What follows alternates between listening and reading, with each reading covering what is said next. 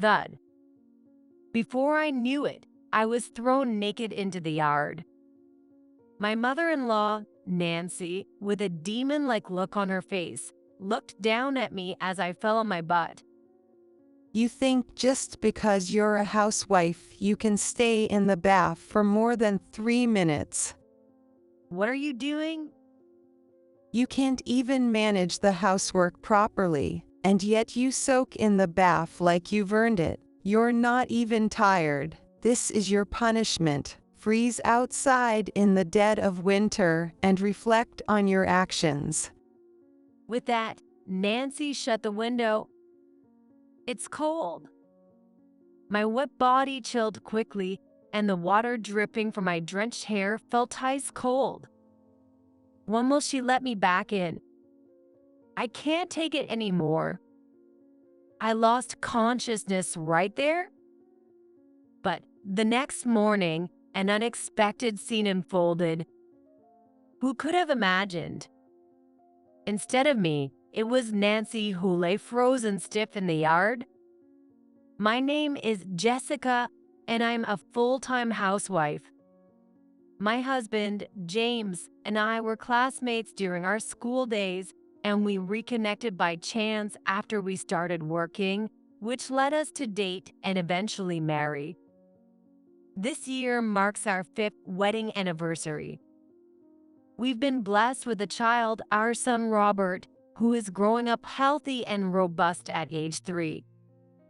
Not long ago, he was a little rascal who liked to scribble with crayons and markers everywhere in the house, causing us trouble, but lately, he seems to have grown out of it, and the frequency of cleaning or replacing wallpapers has decreased.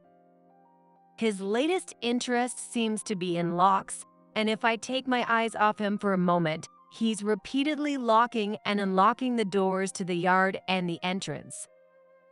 When Robert started doing this, I was very anxious that he might wander off somewhere on his own, but his interest was solely in the locks, and strangely, he never tried to go through them. Anyway, his obsession with operating the locks is intense. When I unlock the front door while going out, he cries as if he wanted to be the one to open it.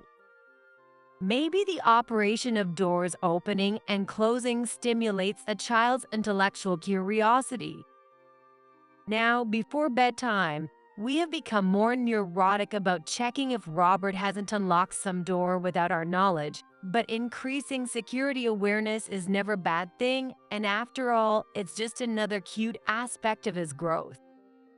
Such seemed to be our smooth sailing life, but at some point, a shadow began to cast over it. That was when we started living with Nancy. A little while ago, after her husband, my father-in-law, passed away, Nancy started feeling lonely living alone at her home and brought up living with us. Most housewives probably wouldn't be thrilled about living with their mother-in-law. I was one of them, and having heard from my mom friends that I'd eventually end up living with her, I was somewhat prepared, but I thought it was still a long way off. Moreover, Nancy probably didn't think very highly of me. During the times I had visited her home for occasions like Christmas, Nancy was very kind to James and even to Robert, making her a good mother and grandmother, but the looks she gave me were always cold. However, with Nancy having just lost her husband, neither James nor I could bring ourselves to treat her poorly, and that's how we ended up living together. James is busy with his work, often not getting home until around midnight. So, the dinner table was often just me, Robert, and Nancy. Even then, Nancy would smile at Robert, but the face she showed me was as stiff as a mask, making it quite awkward. On top of that, whenever she spoke, it was to criticize me. The food is all too salty to eat. What are you thinking, serving such high-sodium meals to James and Robert? They could get sick because of you. Saying that, she would stand up, go to the kitchen, and carelessly throw water over the pans and pots filled with side dishes. This would ruin the dinner James was supposed to eat. I try to keep our meals healthy on my own terms. If she found the taste of the food strong, she could adjust it herself. And yet she treated me like this. It's just her way of making trouble for the sake of it. And it's not just about the cooking. As if following a classic mother-in-law playbook, she would also nitpick about the laundry and cleaning. Hey, can't you even fold clothes properly? Look at the wrinkles in James's clothes. Do them over. I've already put them back in the washing machine. Hang them up properly this time, and make sure there are no wrinkles. I rushed to check the washing machine, and inside, a large amount of clothing was exposed to water and detergent. If there really were wrinkles, ironing them would have been sufficient. Why put everything that was folded back into the washing machine? It's not just the water bill, but also a waste of time and effort. If she's so concerned about wrinkle-free folding, she should show me how it's done right in front of me. As I was thinking about this, a loud thud came from the living room. As I walked over, irritated, I saw Nancy emptying the vacuum cleaner's dust cup all over the floor. Can't cook, can't do laundry, and now you can't even clean properly. Do you even have eyes? Look at that.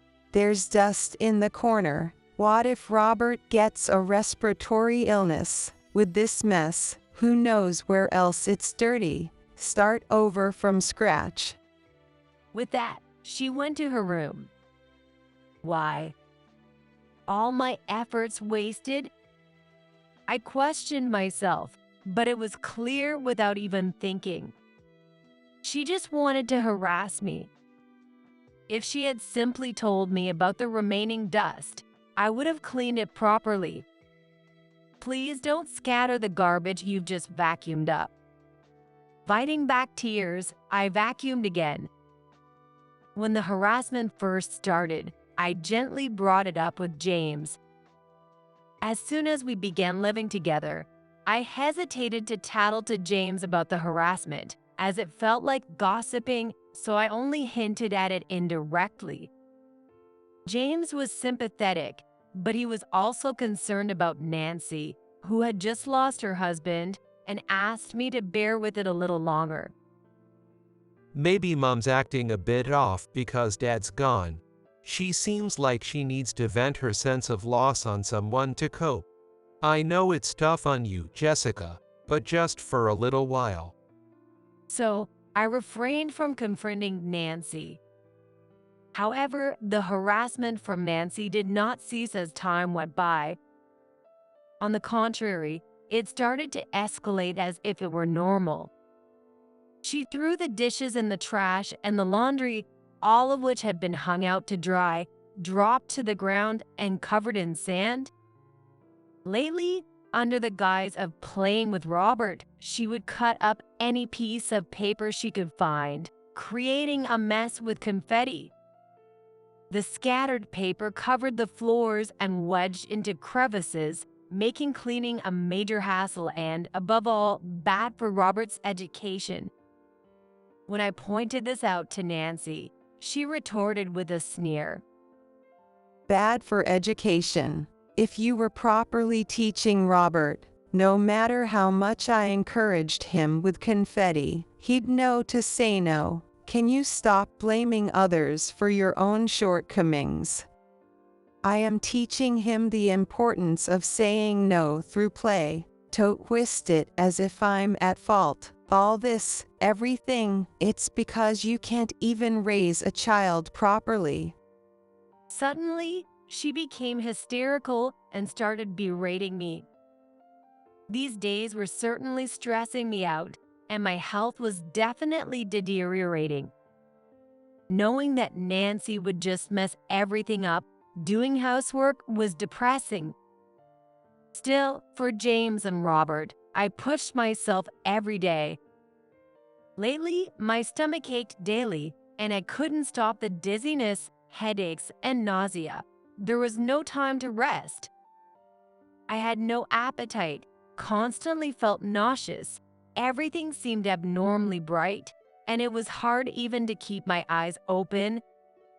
My periods became irregular, my weight dropped rapidly, and I visibly thinned. Are you okay? James must have noticed something was off as he checked on me. I have someone on my side, so I must endure Nancy's harassment. That's when I realized, do I really have to endure this? James had asked me to bear it for a while, but that while had surely passed. As soon as he spoke, I stopped moving, and James looked even more worried. Hey, are you really okay? What's wrong? He stood in front of me, repeatedly asking. Finally, unable to bear it any longer, I cried and told him everything that had happened recently. I can't believe she did all this to you, even though you consulted me before. I'm really sorry I didn't notice. I'll speak sternly to Mom about this. Also, I'll talk to my company to try and come home earlier. That should reduce some of your burden, Jessica. Take it easy for a while and recover. Here, let me handle the rest, and you go to sleep tonight. Encouraged by James, I headed to the bedroom. Usually, because of Nancy's interference, housework dragged on, and even though I didn't work, I often went to bed later than James. I can finally sleep early for the first time in a while. Having unburdened myself to James, I felt somewhat relieved and quickly fell asleep. From the next day, the harassment truly stopped. After leading me to the bedroom, James must have really nailed it down with Nancy. I could handle all the cooking, laundry, and cleaning just the way I wanted to. But Nancy seemed particularly upset that I had told James about her harassment, and now she wouldn't even speak to me. Still, it was better than being harassed. I decided to just ignore Nancy for a while. Then, a few nights later, after dinner, Robert went to take a bath with Nancy and fell asleep shortly after. Nancy seemed to be enjoying a drink in her room. James was still at work and said he'd be late, so I decided to take a bath first. It's the dead of winter now, and I'm really feeling the chill. I'll warm up in the bath until James gets home. Since the talk, James really has been coming home earlier than before. Still, he can't always just do as he pleases, being part of a company, and tonight he's doing overtime for the first time in a while. It's been a long time since the three of us had dinner together, and the atmosphere felt like hell, but it was still much better than before. My health has been improving lately, and I've started to put on some weight again. Have I gained weight? As I sat in the tub, pinching my stomach and upper arms, the bathroom door suddenly banged open with force. Startled, I looked up to see Nancy standing there. What's going on? Wondering what she wanted, I spoke up, but without caring about her wet feet. Nancy walked into the bathroom. Then she grabbed my hair as I sat in the tub. Ouch, wait. Before I could finish, Nancy pushed my head down, submerging my face in the water. Pain as water rushed into my nose, and the fear of not being able to breathe made me flail. Then she yanked my hair, pulling my face above water. I took a deep breath and coughed, but she pushed my head down again. Just when I thought she pulled me up, she dragged me out of the bathroom. I didn't understand what was happening, but I managed to grab a bath towel in the changing area, through the hallway to the living room.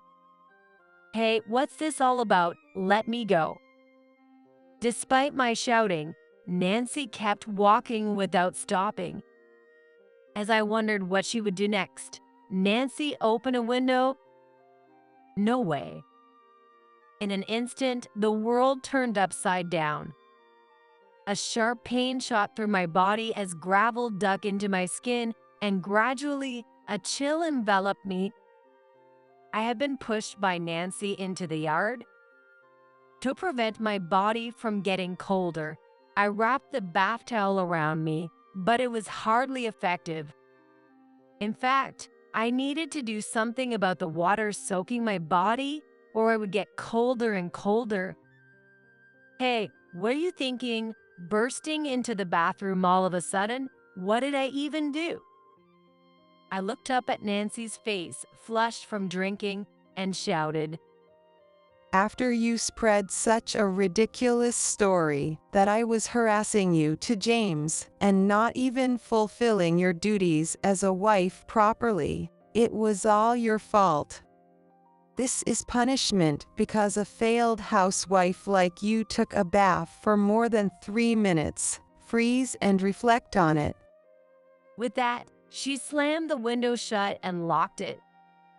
What should I do? The front door is also locked. No other windows are open. I thought about calling for help from the neighbors, but I don't have the courage to wander the streets in just a bath towel. As I stood there, the shivering became uncontrollable. My jaw quivered and my teeth clattered. My wet hair and body were rapidly stealing all my warmth, making me feel sick. This is definitely dangerous. I collapsed in the yard, nearly losing consciousness. Jessica. James had just come back from work when he found me collapsed in the yard. What happened, Jessica? Why are you like this? You're too cold. Let's go to the hospital. But first, put this on. Saying that, he draped a down jacket over me, carried me to the car, started the engine, and turned on the heater. Just wait here. I'm going to grab something for you to wear. With that, James went back inside the house. That damn old woman. What the hell did you do to Jessica? I could hear him yelling from inside the house. Then James ran back to the car and handed me some clothes. It's okay. I'll take you to the hospital. Don't worry. With that, the car carrying me headed to the hospital. At the emergency hospital, I was fortunate to see a doctor right away. The doctor said if it had been a few hours later, your heart could have stopped. Even while I was in the yard or on the way to the hospital in the car, I thought that somehow someone would find me and everything would be all right. But hearing the doctor's words made me realize just how dangerous my situation had been, and I was terrified. Anyway, I was glad to have been saved. Afterward, I received treatment at the hospital until dawn. As the sun began to rise, we drove home. I was feeling somewhat better and discussed with James what to do about Nancy next. This time, I can't forgive her. I almost lost you, Jessica. If it's this dangerous, we need to stop living with her. Let her spend her remaining years alone. Today, of all days, I had no inclination to argue against that. I'm sorry, but I can no longer live with Nancy.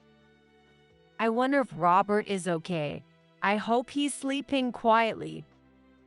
As I worried about this, we arrived home. I leaned on James's shoulder as we walked to the front door. Then I thought I saw something move out of the corner of my eye. Looking to the side, I saw Nancy trembling and rolling on the ground in the yard. A few hours ago, James had put me in the car and headed to the hospital. Just because I threw that woman out in the yard for a minute, She's over the top. James must have been brainwashed by that bitch Jessica to call me a damn old woman. While Nant was drinking beer feeling pity for James, Robert came out of the bedroom. What's up, Robert? Did you wake up? Want to talk with Grandma? Then Robert came over to her knee, so she bragged a little to him. Grandma just pulled Robert's mom out of the bath and pushed her into the yard. I'm educating a hopeless mom. Impressive, right? Robert seemed to understand what she was saying and smiled at her. Then something white was fluttering outside. Robert, look outside. It's snowing. She said, opening the window and stepping outside. It might be the first snow. The snow cooled her body, which was warmed by the alcohol. She felt nice. Robert, want to come out a bit? The snow is beautiful. As she called out and looked back at the house, she couldn't believe her eyes. Robert had closed the window. Then he started locking and unlocking the window. Nancy was locked out of the yard, as was I. Robert, no, open the window, please. Grandma is cold and will freeze. Please, open it. However, Robert moved away from the window instead of unlocking it. Maybe he thought he was scolded for touching the lock. But her plea went and he did, and Robert lay down on the living room carpet and fell asleep. Fortunately, she was wearing heavy clothes, but it was still cold to the core. No choice. James and Jessica will be back soon. I'll just have to endure until then. And so, we returned to the time we came back from the hospital. Nancy, what on earth are you doing? When we returned from the hospital, I called out to Nancy reeling in the yard. You guys, it took you so long to come back. Nancy spoke to us in a weak voice, shivering. Actually, I was locked out by Robert. When I heard that, I couldn't help but burst out laughing. Talk about poetic justice. Serves her right. As James supported me with his shoulder, he unlocked the front door. Nancy followed slowly behind, trembling. Just as we were about to enter the house, Nancy stumbled. Whoa, no. She cried out as she fell neatly forward, hitting her chin hard on the ground. Ack. Oh my God, are you okay? I called out, but Nancy didn't respond. It seemed she had passed out. We hurriedly called an ambulance, and Nancy was rushed to the emergency room. Later on, Nancy was discharged from the hospital, but due to the after effects, speaking and eating became very difficult for her.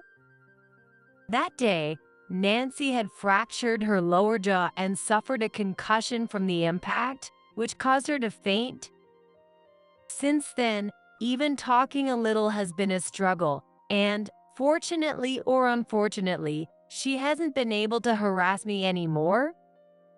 I felt uneasy about ending our cohabitation under such circumstances, so we still live together, but James has set some conditions and declared to Nancy.